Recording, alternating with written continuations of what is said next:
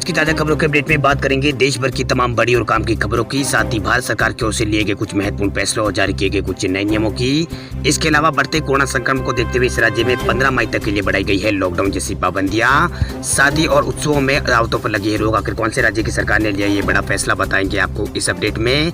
साथ ही इस बैंक ने खुदरा कारोबार के लिए की है बड़ी घोषणा, बिना पेपर वर्क मिलेगी 25 लाख तक की ओवरड्राफ्ट की सुविधा। आखिर क्या है पूरी खबर, बताएंगे आपको इस अपडेट में। साथ ही इस राज्य सरकार का बड़ा फैसला, इस राज्य में 25 लाख लोगों को रोजगार देने का सरकार ने किया है ऐलान। आखिर कौन से राज्य में हुआ ये ऐलान, बताएंगे आपको इस अपडेट में। साथ ही 5 राज्यों के विधानसभा चुनाव संपन्न होने के बाद अब विभिन्न न्यूज चैनलों की ओर से एग्जिट पोल के नतीजे यहाँ पर जारी कर दिए गए हैं। आखिर क्या कहते हैं एग्जिट पोल के नतीजे, बताएंगे आपको इस अपडेट में। साथ ही आज की तमाम बड़ी और काम की खबरों की बात करेंगे इस अपडेट में। बात करते हैं आज की पहली बड़ी खबर की, तो आईसीआईसीआई बैंक ने खुदरा कारोबारियों के लिए की है बड़ी घोषणा, बिना पेपर वर्क मिलेंगे 25 लाख तक के ओवरड्राफ्ट की सुविधा। निजी क्षेत्र के बैंक आईसीआईसीआई बैंक ने खुदरा कारोबारियों के लिए डिजिटल बैंकिंग सर्विस से जुड़ी एक खास पेशकश यहाँ पर की है। बैंक ने खुदरा कारोबारियों के लिए मर्चेंट स्टेक पेश यहाँ पर किया है। इसके तहत दुकानदारों को तमाम बैंकिंग सेवाओं के साथ वैल्यू एडेड सर्विस भी मिलेगी। इससे कोरोना महामारी के दौर में भी दुकानदारों को ग्राहकों के साथ लेन देन में दिक्कत नहीं होगी। वहीं दुकानदार बैंक की इस खास पेशकश के तहत बिना बैंक शाखा जाए कॉन्टैक्टलेस सर्विस का फायदा ले सकते हैं। वहीं आईसीआईसीआई बैंक ने बताया है कि खुदरा कारोबार है ये सुविधा मोबाइल ऐप इंस्टापेट के जरिए तुरंत यहाँ पर पा सकते हैं। वहीं दुकानदार बिना पेपर वर्क 25 लाख रुपए तक का ओवरड्राफ्ट कर सकते हैं। इसके अलावा बैंक के ग्राहकों के जो बैंक के ग्राहक है वो कैंपेन बनाकर उन्हें अपने कारोबार से जोड़ने की सुविधा भी यहाँ पर इसमें मिलेगी। वही मर्चेंट स्टेक के जरिए दुकानदारों को सुपर मर्चेंट अकाउंट और मर्चेंट ओवरड्राफ्ट और एक्सप्रेस क्रेडिट जैसे इंस्टेंट क्रेडिट फैसिलिटीज और डिजिटल स्टोर मैनेजमेंट और कई तरह की वैल्यू एडेड सर्विस इसमें मिलेगी। वही बैंक के मुताबिक इससे देश भर के लगभग 2 करोड़ से ज्यादा दुकानदारों को फायदा होगा। अब बात करते हैं अगली खबर की, तो मई महीने के लिए जारी हुई नई गाइडलाइन, राज्यों में रहेगी लॉकडाउन जैसी सख्ती। देश में कोरोना की दूसरी लहर ने विकराल रूप ले लिया है और हर रोज यहाँ पर 3.5 लाख से ज्यादा नए केस भारत में आ रहे हैं। इसे देखते हुए केंद्र सरकार ने गुरुवार को राज्यों और केंद्र शासित प्रदेशों को निर्देश दिया है कि वो ज्यादा प्रसार वाले जिलों और इलाकों में कोरोना वायरस संक्रमण के रोकथाम के उपाय को लागू करने के दिशा निर्देश यहाँ पर जारी करें।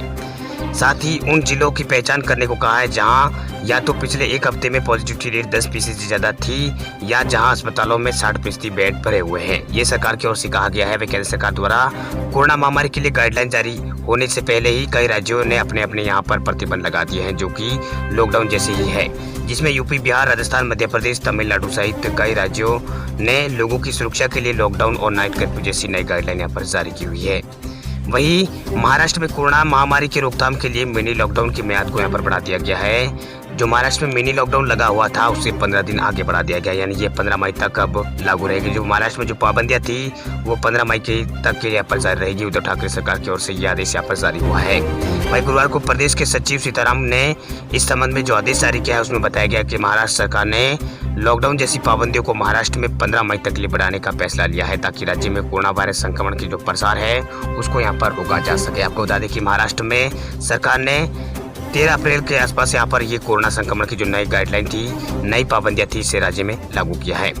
इसके अलावा अब उत्तर प्रदेश में एक हफ्ते में 3 दिन लॉकडाउन का ऐलान कर दिया गया है। यूपी में कोरोना संक्रमण की रफ्तार को देखते हुए वीकेंड लॉकडाउन में 1 दिन का इजाफा यहाँ पर यूपी की योगी सरकार ने कर दिया है। यहाँ आज 8 बजे से मंगलवार सुबह 7 बजे तक लॉकडाउन यूपी के अंदर रहेगा। इस दौरान सिर्फ जरूरी सेवाएं जैसे कि मेडिकल शॉप, क्लिनिक और अस्पताल, दूध, सब्जी और आदि दुकानों को ही यहाँ पर इजाजत रहेगी। इसके अलावा यूपी के सभी जिलों में रात 8 बजे से सुबह 7 बजे नाइट कर्फ्यू लागू है। इसके अलावा बिहार में भी शाम 4 बजे से बंद हो जाएगी सभी दुकानें। बिहार में नीतीश कुमार सरकार ने बढ़ते कोरोना संक्रमण को देखते हुए नई गाइडलाइन जारी की हुई है।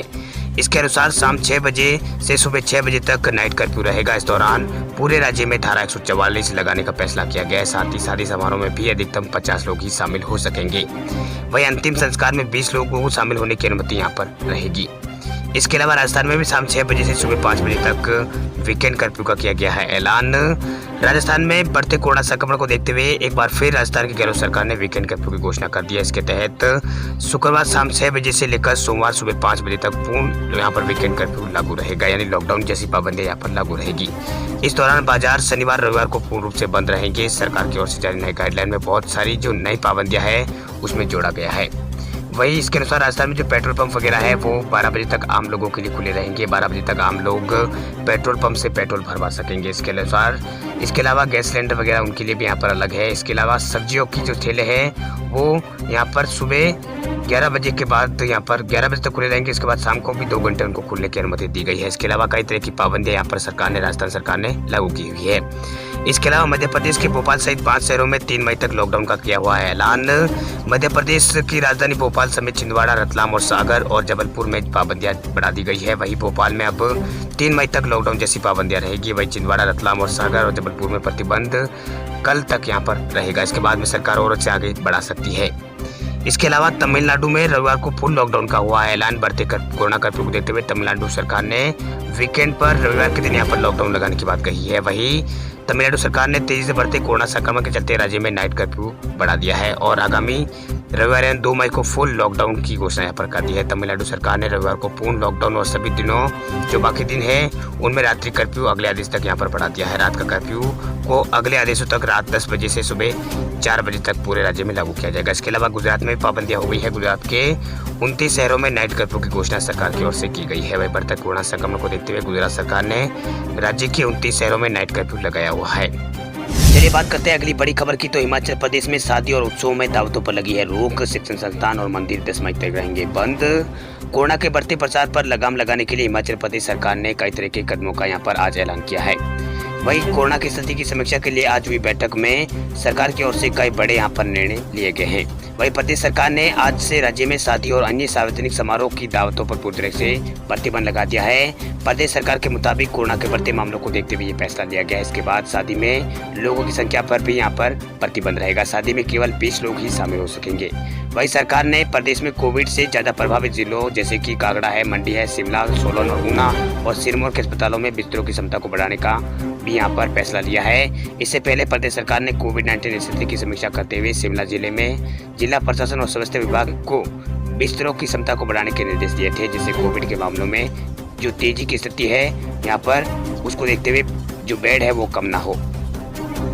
इसके अलावा सरकार ने यहाँ पर बढ़ते कोरोना संक्रमण को देखते हुए राज्य के अंदर स्कूलों और मंदिरों को यहाँ पर 10 मई तक बंद करने का फैसला यहाँ पर किया है। वहीं हिमाचल प्रदेश में लगातार कोरोना के जो मामले हैं वो बढ़ते नजर आ रहे हैं, जिसको देखते हुए सरकार ने यहाँ पर ये बड़ा फैसला लिया है। अब बात करते हैं अगली खबर की। तो पश्चिम बंगाल, असम समेत 5 राज्यों का एग्जिट पोल का रिजल्ट हुआ है जारी। देश के 5 राज्यों में हुए विधानसभा चुनावों के एग्जिट पोल के नतीजे यहाँ पर आ चुके हैं, जिसमें कई राज्यों में यहाँ पर चौंकाने वाले जो नतीजे हैं वो यहाँ पर एग्जिट पोल में आए हैं। वहीं मतदान की प्रक्रिया पश्चिम बंगाल में खत्म होने के साथ ही सबकी नजरें 5 राज्यों के एग्जिट पोल पर टिकी थी। अब सभी न्यूज चैनलों ने अपना अपना एग्जिट पोल यहाँ पर जारी कर दिया है। वहीं चुनाव आयोग ने सभी मीडिया संस्थानों और न्यूज चैनलों को निर्देश दिया था कि वो शाम 7:30 बजे से पहले एग्जिट पोल नहीं दिखा सकते हैं। वहीं बंगाल में मतदान खत्म होने के 1 घंटे बाद ही केरल, तमिलनाडु, असम और पांडुचेरी और पश्चिम बंगाल के एग्जिट पोल जारी होना शुरू हो गए। वहीं पश्चिम बंगाल में टीएमसी प्रमुख ममता बनर्जी बीजेपी को मात देकर एक बार फिर सत्ता में वापसी करती दिख रही है। वही एग्जिट पोल की माने तो असम में सीएम जो सोनीवाल है, सर्बानंद सोनीवाल, वो फिर एक बार यहाँ पर सरकार बनाते हुए नजर आ रहे हैं। इसके अलावा कई यहाँ पर राज्यों के अलग अलग राज्यों के यहाँ पर अलग अलग न्यूज़ चैनलों की ओर से यहाँ पर एग्जिट पोल जारी किए गए हैं। उसमें एबीपी व्यूटर के एग्जिट पोल के मुताबिक पश्चिम बंगाल में 292 सीटों में से सत्ताधारी जो टीएमसी है उसको यहाँ पर टीएमसी को 152 सीटें मिलती दिख रही है, 152 से 164 सीटें मिलती दिख रही है, जबकि बीजेपी को 109 से 121 सीटें मिलती दिख रही है। इसके अलावा कांग्रेस को 14 से 25 सीटें यहाँ पर मिलती दिख रही है। इसके अलावा रिपब्लिक सीएनएक्स के एग्जिट पोल के मुताबिक तृणमूल कांग्रेस को 128 से 132 सीटें मिलती हुई दिखाई दे रही है। बीजेपी को 138 से 148 सीटें मिलने का अनुमान यहाँ पर रिपब्लिक दिखा रहा है। इसके अलावा लेफ्ट और कांग्रेस को 11 से 21 सीटें मिल सकती है। वहीं आज तक न्यूज चैनल के एग्जिट पोल के अनुसार असम में 126 सीटों पर बीजेपी की सरकार यहाँ पर बनती हुई दिखाई दे रही है। वहीं कांग्रेस को यहाँ पर 75 से 85 सीटों को यहाँ पर जो कांग्रेस है उसको यहाँ पर टोटल 50 से 40 सीटें यहाँ पर मिल रही है। 75 से 85 सीटें बीजेपी को यहाँ पर इस राज्य में मिलती दिख रही है। इसके अलावा रिपब्लिक के अनुसार भी यहाँ पर बीजेपी को 74 से 84 सीटें यहाँ पर असम में मिलती दिख रही है। कांग्रेस को 40 से 50 सीटें यहाँ पर मिलती दिख रही है। इसके अलावा एबीपी वोटर्स ने तमिलनाडु में यहाँ पर डीएमके की सरकार की बात कही है, डीएमके को, और डीएमके और उसके गठबंधन को 160 से 162 सीटें टोटल 234 में से मिल सकती है। वहीं बीजेपी को 58 से यहाँ पर 70 सीटें, बीजेपी और जो गठबंधन है एडीएमके उनको यहाँ पर 58 से 70 सीटें यहाँ पर दी गई है। अब बात करते हैं देश भर के कोरोना आंकड़ों की। तो देश में पिछले 24 घंटों में कोरोना के 3,86,000 से अधिक नए केस आए हैं सामने। 2,91,000 से अधिक लोग पिछले 24 घंटों में हुए हैं ठीक। भारत में कोरोना संक्रमण के मामले लगातार बढ़ते जा रहे हैं। हर दिन कोरोना संक्रमण के आंकड़े नए रिकॉर्ड बना रहे हैं। वहीं देश में बढ़ते कोरोना संक्रमण के कारण अस्पतालों में बेड और ऑक्सीजन की दिक्कतें यहाँ पर बढ़ती जा रही है। पिछले 24 घंटों में भारत में रिकॉर्ड 3,86,854 नए कोरोना संक्रमित मरीज आए हैं। अब तक एक दिन के अंदर मिले मरीजों का यह आंकड़ा सबसे अधिक है। इससे पहले 28 अप्रैल को सबसे ज्यादा 3,79,000 के आसपास कोरोना के केस आए हुए थे। वहीं भारत में बढ़ते कोरोना संक्रमण के बीच मरने वालों की संख्या भी लगातार बढ़ती जा रही है। लगातार तीसरा दिन है जब भारत में 3,000 से ज्यादा लोगों की मौत हुई है। वहीं स्वास्थ्य मंत्रालय की ओर से जारी किए गए आंकड़ों के अनुसार पिछले 24 घंटों में भारत में 3,86,000 के आसपास कोरोना के केस आए हैं। वहीं देश में 31,64,825 यहाँ पर फिलहाल एक्टिव केस यहाँ पर बचे हैं। वहीं अमेरिका में सबसे ज़्यादा 68 लाख एक्टिव केस है। अब भारत में यहाँ पर 31 लाख के आसपास ये एक्टिव केस के कारण यहाँ पर दूसरे नंबर पर भारत आ चुका है। वहीं कोरोना के बढ़ते केसों के बीच राहत की खबर यह है कि संक्रमण से ठीक होने का आंकड़ा भी भारत में लगातार 1.5 लाख पार हो गया है। वही 1.5 करोड़ यहाँ पर ये पार हो गया है। देश में अब तक 1,50,78,000 से ज़्यादा लोग ठीक हो चुके हैं। वही पिछले दिन 2,70,000 से अधिक लोग यहाँ पर रिकवर हुए थे। वहीं पिछले 24 घंटों में सबसे ज़्यादा केस यहाँ पर महाराष्ट्र से आए, लेकिन पश्चिम बंगाल में भी कोरोना के कारण एक दिन में सर्वाधिक 89 लोगों की मौत हुई है, जिसके बाद मृतकों की संख्या बढ़कर 11,248 हो गई है। आपको बता दें कि पश्चिम बंगाल राज्य में पिछले 24 घंटों में 17,000 से अधिक नए मरीजों की पुष्टि हुई है। कुल मामलों की संख्या 8,10,000 हो गई है। वहीं स्वास्थ्य विभाग के बुलेटिन में बताया गया है कि राज्य में 1,10,000 के आसपास एक्टिव केस बचे हैं, जबकि पिछले 24 घंटों में 12,000 से अधिक लोग ठीक हुए हैं। इस अवधि में कम से कम 53,000 के आसपास नमूनों की यहाँ पर जांच की गई थी। वहीं महाराष्ट्र में कोरोना का कहर थमने का नाम नहीं ले रहा है। स्वास्थ्य विभाग द्वारा जारी किए गए आंकड़ों के अनुसार पिछले 24 घंटों में यहाँ पर 67,159 नए कोरोना के केस सामने आए हैं। 771 लोगों की यहाँ पर मौत हुई है। वहीं महाराष्ट्र में संक्रमित लोगों की कुल संख्या बढ़कर 45 लाख हो गई है। वहीं यहाँ जो मृतकों की संख्या है वो भी 67,000 के पार पहुँच गई है। इस दौरान 68,577 मरीज यहाँ पर ठीक भी हुए हैं।